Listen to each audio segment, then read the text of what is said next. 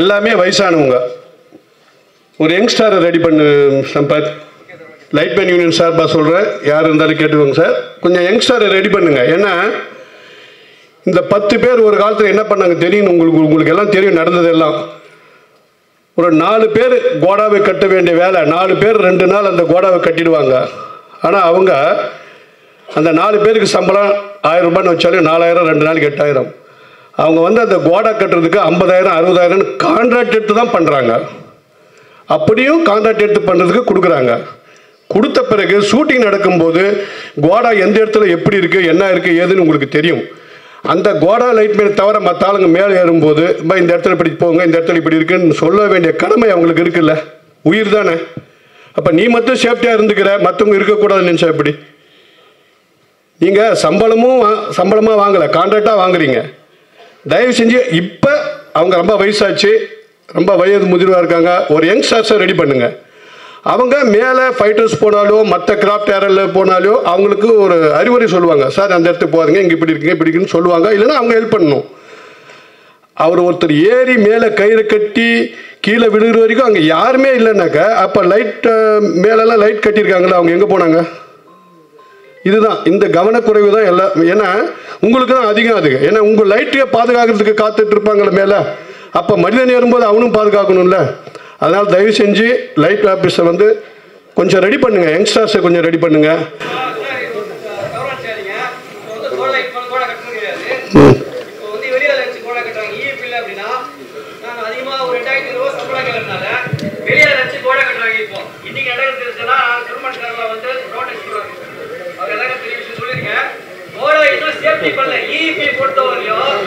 கேட்டதால எங்களுக்கு குழப்ப கிடையாது. பழகே போடல, பொறுத்தவரையும் பழகே போடல, சேஃப்டி பண்ணல. சேஃப்டி பெல்ட் மொத்தம் 5 தான் வச்சிருக்காங்க. விஜய் டிவில வந்து அவங்க ஒரு 5 பெல்ட் வச்சிருக்காங்க. எந்த ஃப்ளோர்லயும் சேஃப்டி பெல்ட் கிடையாது. நான் ஒரு தான் போட்டிருக்கேன், என்ன கேள்வி பண்ணிட்டு இருக்காங்க. அது வந்து ஏன் சொல்றேன்னு கேட்டீங்கன்னா, விழிப்புணர்வு எங்களுக்கு கோடா வந்து நான் கட்டல. கோடா இப்போ யாரும் கட்டுறது கிடையாது. ரோட்ல போறேன் கோடா கட்டுறவங்க வந்து அடுத்த வேலை வச்சு வந்து கோடா கட்டுறா கூட்டு வந்து 2500 ரூபாய் இந்த சம்பளம் கொடுக்க சொல்லி அவங்க 1500 ரூபாய் வச்சு சம்பளம் வச்சு கட்டுறாங்க கோடா. ஈபிஎல் நடக்குது, தினமும் நடக்குது. அது சேனல்ல ஜி தமிழ் இவங்களை கண்டிப்பா பண்றாங்க. இதுக்கு முருகன் உடனே சரவணன் மேனேஜ்மெண்ட்ல தான் முக்கியமா பண்றாங்க. இது மேனேஜ்மெண்ட் கரெக்டா இருந்தாங்கன்னா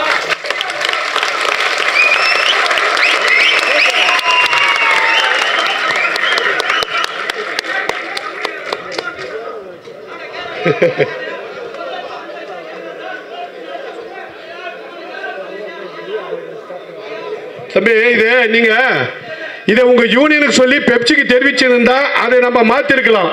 நீங்களே வச்சுட்டு இருந்தா உங்க யூனியனுக்கு கூட சொல்லல. உங்க யூனியனுக்கு சொல்லியிருந்தா அவங்க எங்க கிட்ட சொல்லல. பெப்சில வந்து அவங்க சொல்லல, பெப்சிக்கு அதை தெரிவிக்கல. இப்பதான் நீங்க சொல்றதா தெரிவிக்குது இல்ல. நீங்க உங்க யூனியன்ல சொல்லி உங்க யூனியன் நிர்வாகிகள் வந்து எங்க கிட்ட சொல்லியிருந்தா நாங்க யூவிபிக்கு வந்து நாங்க செக் பண்ணிருப்போம். அது எதுவுமே நடக்கலையே. சரி, ஓகே.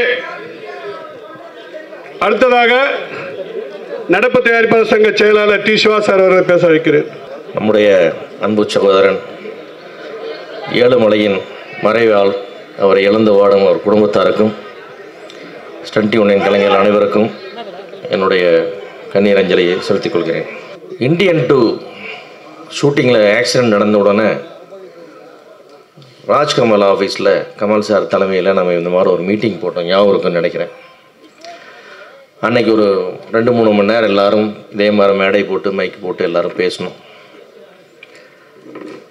இந்த 3 வருட இடைவெளியில் அந்த மீட்டிங்கில் பேசின எதையுமே நம்ம செயல்படுத்தலை.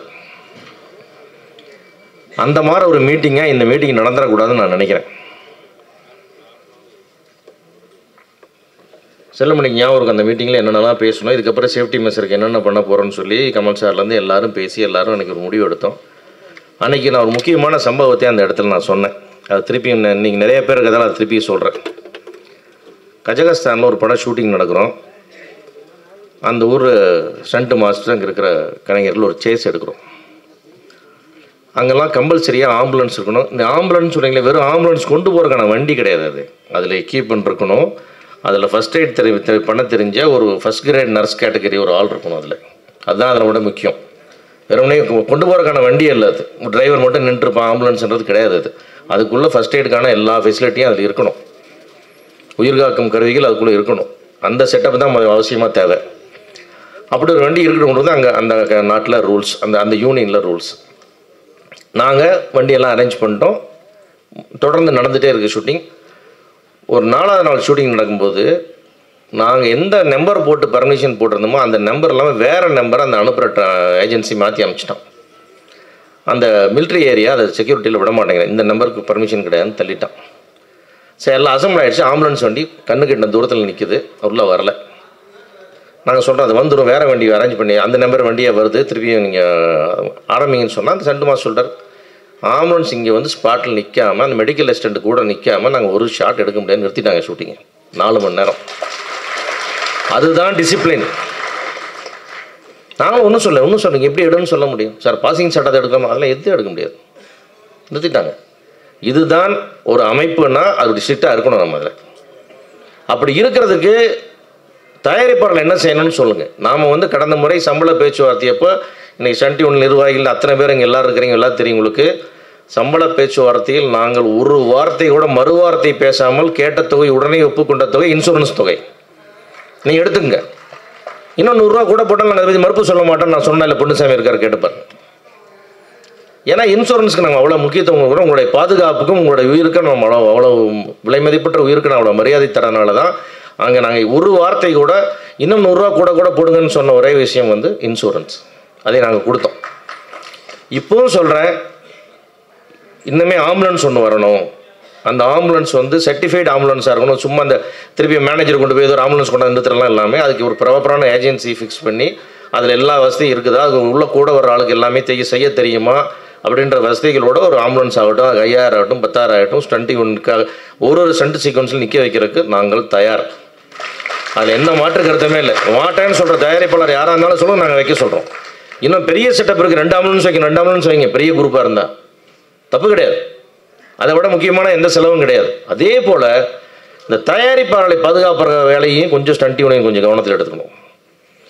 இவங்களை எப்படி நஷ்டப்படுத்தலாம், இங்கே என்னென்ன பிரச்சனை இருக்குதுன்னு சொல்லி புதுசாக எதையும் கிரியேட் பண்ணாமல் எங்களுக்கான சௌகரியங்களை நீங்கள் உருவாக்கி தாங்க. உங்களுக்கான சௌகரியங்களை நாங்கள் இன்னும் எவ்வளோ வேணாலும் கேட்டு தரோம்.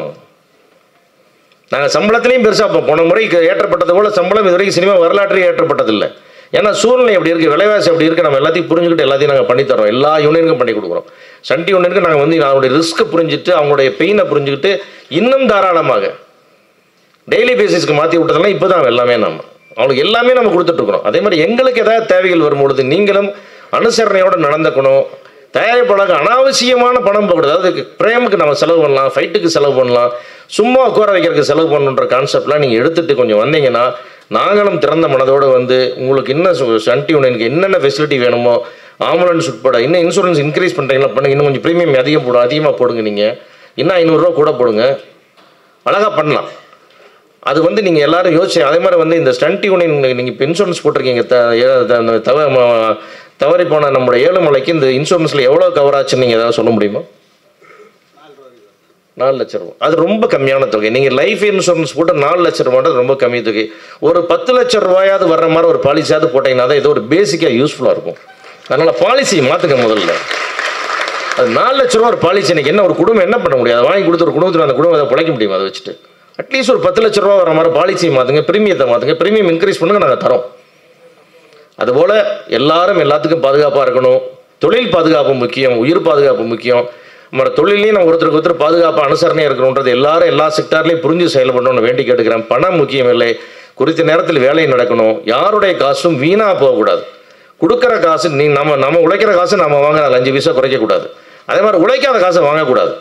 இது எல்லாருமே நம்ம ஒரு அந்த அந்த அந்த என்ன சொல்கிறது, அந்த எத்திக்ஸ் நம்ம டோட்டலாக இழந்துட்டு வரோம் இண்டஸ்ட்ரியில்.